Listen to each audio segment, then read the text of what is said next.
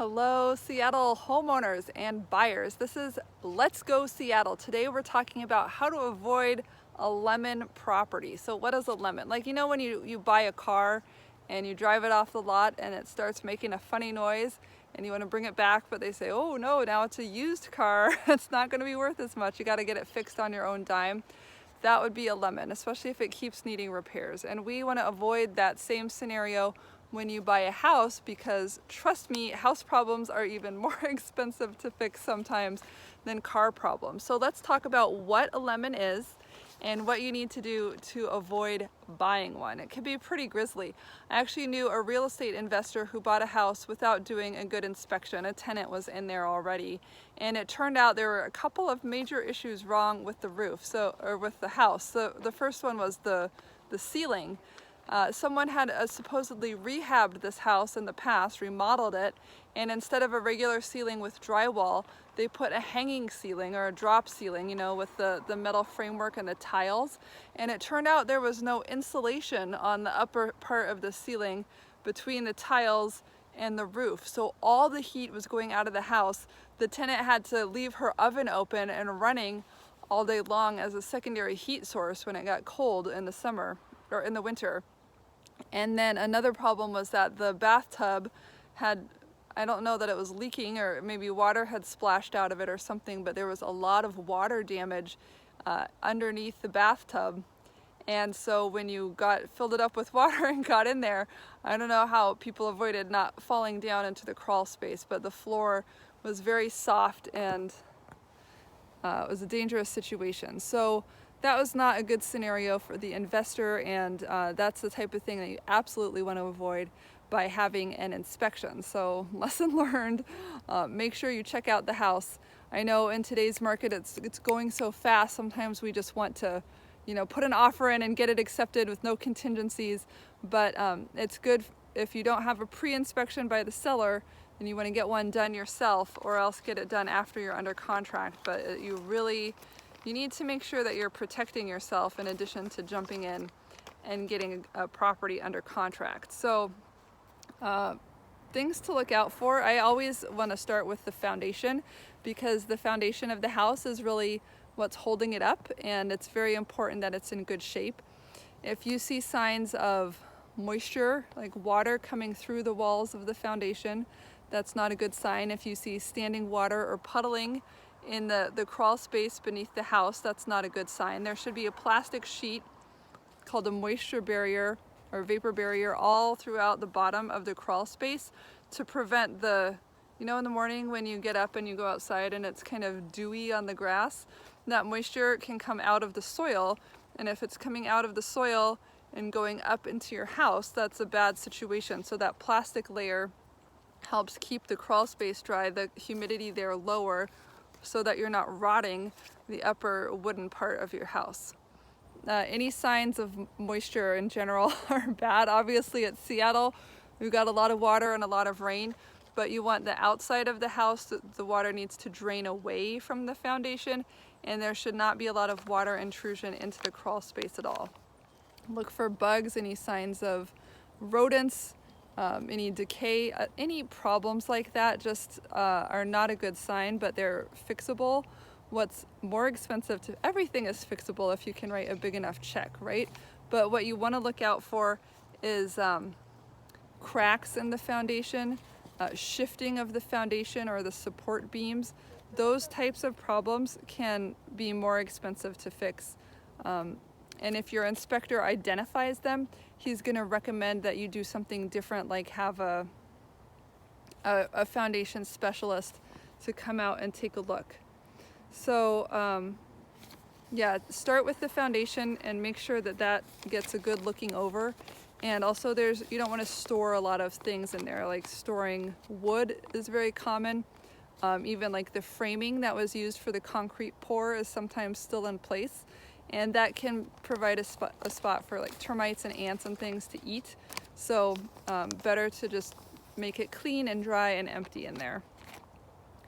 Mold is certainly something to look out for here in the Seattle area. We have so much moisture that it's just, you know, a lot of homes have moisture issues. So Again, keeping it dry in the crawl space, keeping it dry in the attic, making sure no pipes and things are leaking.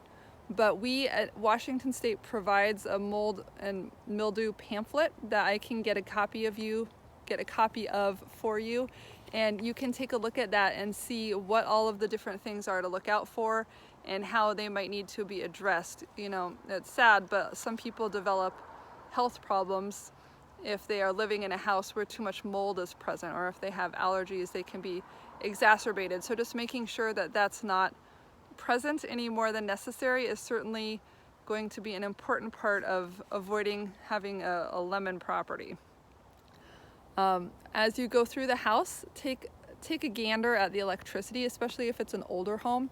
Some of our neighborhoods like Queen Anne, or even here in Shoreline, there are homes that are more than 100 years old. So they often were built with a different electrical standard, the knob and tube wiring, the 2-prong outlets instead of the 3rd prong, which is the grounding prong down there. And then even sometimes if they do have 3 holes in the outlets, it's not grounded. The 3rd hole might not be attached to anything. So keep an eye out for like flickering lights as you go through, light switches that don't seem to impact anything, and that just the general age of the electric is something that could be an expensive upgrade if it falls to you to be the one in charge of that. Leaky faucets and pipes, again, going back to the moisture issues, we just don't want any water where it doesn't belong. So I was actually showing a house recently that had been sitting vacant for about 6 months, which is unusual here, but what does that tell us, kids watching at home? The property is overpriced. You can't just slap any price on it and expect it to sell. This had been a rental, and the owner just wanted a lot for it. She lived out of state, and she was just gonna wait until she got her price. I think it's still available if you wanna make an offer on a house, $585 in Shoreline. But as we were walking through, we noticed under the sink in one of the bathrooms, there was a little puddle of water. And so that was a sign that the pipe there, the U-shaped trap, I think it's called the P-trap sometimes, it doesn't have urine in it. It's full of water, and that provides an air barrier so you can't smell the sewer smell. But anyway, there's supposed to be standing water sitting in this pipe, and it had been draining out the bottom into the bathroom cabinet. So as you go through, open all the cabinets. You're allowed to open things. Look under all the pipes and just run your hand over there and see if it's wet, or see if it has been wet in the past. Any water damage may have been fixed and it may be all dried out and fine, but it may be an ongoing problem. So you just want to be aware of that when you're discussing things. So these are some things that you can look out for as you're touring property. And if you're with a good agent like me, I will be in the property with you, walking through, and while you're falling in love with the view and the beautiful paint colors, I will be loving those things along with you, but also keeping an eye out for any structural issues that we see, anything that might suggest a problem under the rug.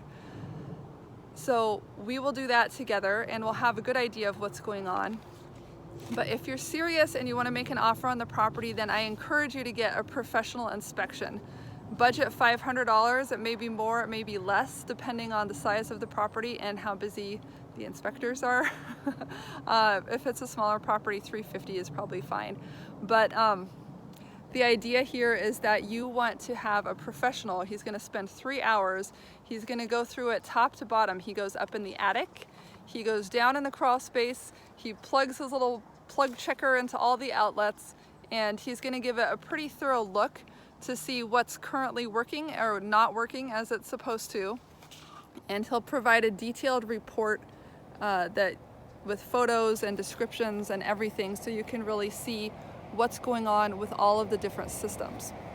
Now, in some cases, the sellers have been kind enough to do what's called a pre-inspection. So rather than making the buyers do it, they will have the inspection done in advance. So it's done by a professional inspector, and it's a good way for the seller to find out if something is wrong with the property that might scare a buyer away, so that they can fix it in advance, or else they can disclose it to the buyer in advance. This helps the seller because they're not putting the property under contract tying it up only to have the contract fall apart later on when the buyer finds out, like, whoa, there's a big hole in the roof and you didn't tell me about that. It's gonna need to get fixed. So a lot of sellers these days are doing their own inspections and providing a copy to the buyer in the hopes that the buyer will then waive, which means they won't need to do their own inspection. They'll decide that they don't need that because they feel protected by the information that the seller's inspection provides them. However, even if the seller has an inspection, you can always do your own, and you can choose to do it before you submit an offer to make your offer stronger, or you can do it after you submit your offer because you want the property locked up before you invest the money in the inspection. So there are a couple different ways to go about that, but a professional inspector will spend 3 hours. He will write up the report. You can be there. I encourage you to be there at that time to, he can point out if he's, in the middle of like, hey, look at this kind of a thing. Or if you want to just be there and take your measurements and plan your curtains and stuff, that's a good time for you to have access to the house and not be disrupting the seller, because sometimes things move so fast you might not have spent very much time in the house before you actually have it under contract. So it's a good time for a second look and kind of getting some of your ducks in a row. So I would like to invite you, if you have any questions about inspections, to reach out to me. You can call or text. We have a couple of good inspectors that we like to work with, and I can give you their contact information as well. You can reach me at 206-245-8813 or 206-395-6262. I'm happy to help you. And what we can do is go through the process together, do the inspection ourselves before or after contract, have the seller do it, whatever makes you the most comfortable. I'm glad you're here on Let's Go Seattle. What we like to do is build the community, support local businesses, tell you about events that are coming up. So make sure that you subscribe to our Let's Go Seattle Instagram page or Let's Go Seattle Facebook group, so that we can make sure we're keeping you updated on the fun things that we find to do. And yes, I am a real estate broker, so if there's anything I can do to help you, if you have any questions or need a referral to a vendor or a service provider, feel free to reach out. My goal is to serve you and to serve the community here in the greater Seattle area of Puget Sound. Thanks so much for watching, and I'm going to answer a few FAQs. So if you had a question, maybe it'll be on my FAQ list, and if not, be sure to write it in. So the first one is, can you do the inspection yourself? This actually came up for me recently. I had a couple buying a house who were in the trades. They had a construction background, and so what they did was that they got the property under contract, and they had a couple days to get the inspection done. So before hiring a professional inspector, they decided they would do an inspection themselves to take a look at it. So they got the flashlights and the ladder, they went up in the attic, they went down in the crawl space, they plugged the electrical plug tester into all the outlets, and they were able to satisfy themselves that it was fine. It looked actually better than they had thought, and so they decided that they did not need to hire an additional professional inspector. They were able to do a buyer's inspection, and that satisfied the situation. If they had found something that was worrisome, then they could have hired an inspector after that to give them additional information. Like if they had seen cracks or moisture in the foundation, they probably would have hired a foundation specialist to advise. But it was just a clean enough house that they didn't feel they needed to do that. So you can do it yourself as a buyer.